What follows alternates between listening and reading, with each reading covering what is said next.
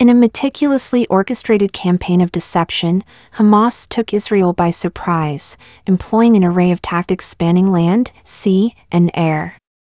The Palestinian terror group Hamas launched its devastating attack, enabling a force using bulldozers, hang gliders, and motorbikes to take on the Middle East's most powerful army. This audacious assault unfolded after months of calculated misdirection, leaving Israel's formidable military caught off guard. Hamas gave a public impression that it was not willing to go into a fight or confrontation with Israel while preparing for this massive operation. The group fired a few thousand rockets as hundreds of its cadres breached a wall and entered Israel, killing 700 Israelis and abducting dozens.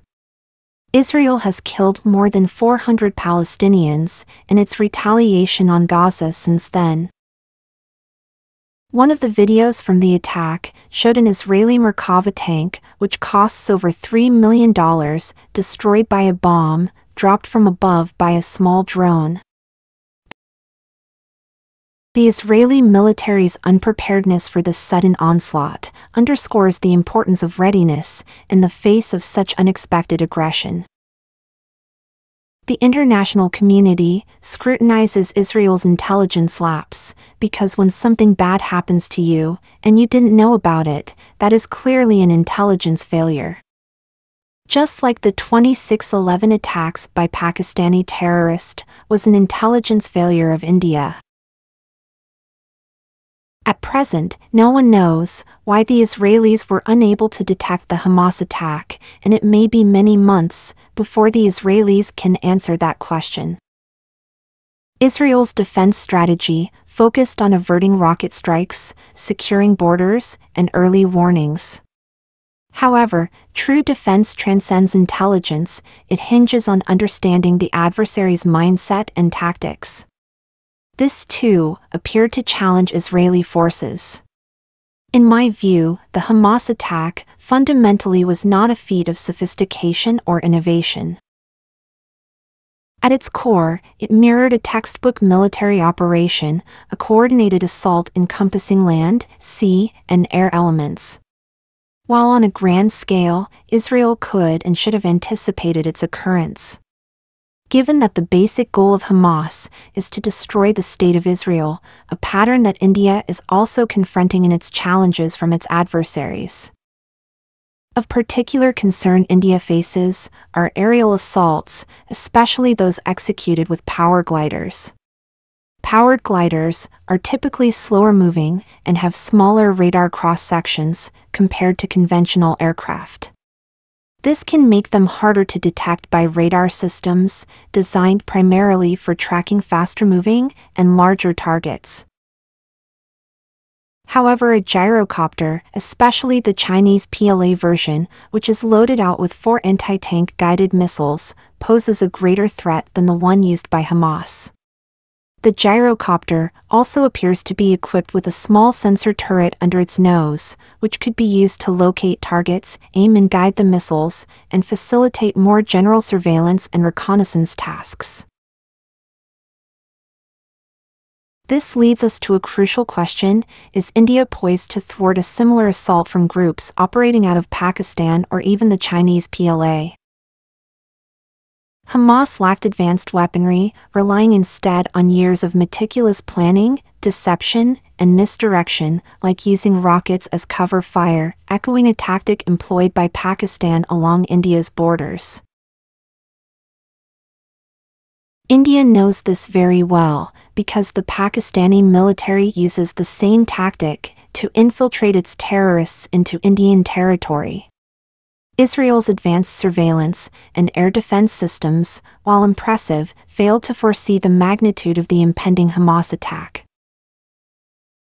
However, Israel was just unprepared for Hamas' sudden attack. In fact, Israeli defense officials claim to have had no specific warning that Hamas was preparing a sophisticated attack that required coordinated land, air, and sea attacks. These are not just any terrorist groups. They receive training from rogue countries like Iran, or as a matter of fact, just like what the Pakistani military does. What India needs is the highest level of preparedness even during peacetime and never to let its guard down under any circumstances. Surprise elements can easily catch any country off guard, no matter how advanced they are. India's Special Frontier Force is a testament to this when they caught the Chinese PLA off guard in Ladakh. Next, what India needs is unconventional tactics. Hamas employed unconventional methods like hang gliders, motorbikes, and bulldozers. These methods are less commonly associated with military attacks, making them less expected and harder to anticipate. India could employ unconventional tactics, such as guerrilla warfare or insurgency, to counter such unconventional threats.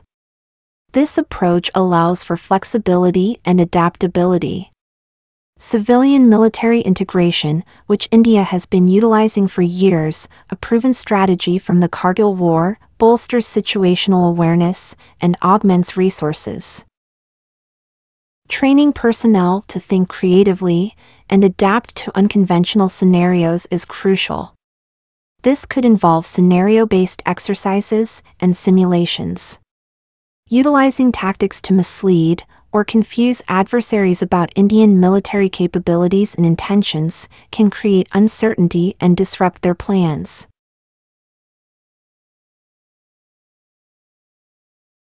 Defending against gyrocopters or gliders requires a combination of advanced technologies and tactics. Manpads offer a portable and relatively cost-effective solution for engaging these types of threats. Deploying advanced radar systems with enhanced low-level detection capabilities is crucial. Counter-drone technologies, including jamming systems, they disrupt the guidance and control systems of the threat. And net capture devices can be effective against gyrocopters and gliders. Electronic warfare, interceptor aircraft, terrain exploitation, and most importantly, training and drills are essential to effectively operate air defense systems and respond to unconventional threats.